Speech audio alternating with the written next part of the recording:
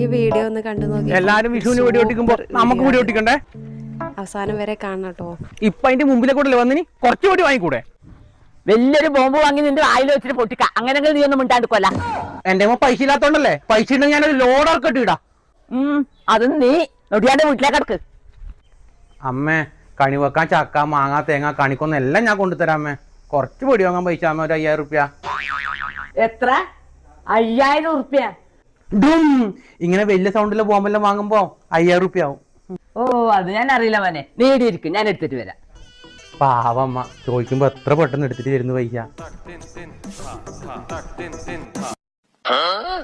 പിടിച്ചേ ഒന്ന് ആഞ്ഞടിച്ച നിലത്ത്.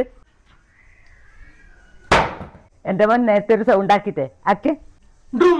ആ അതിനെക്കാട്ടി സൗണ്ട് ഇതിനുണ്ട്. പൈസ ലാവായില്ല മോനെ.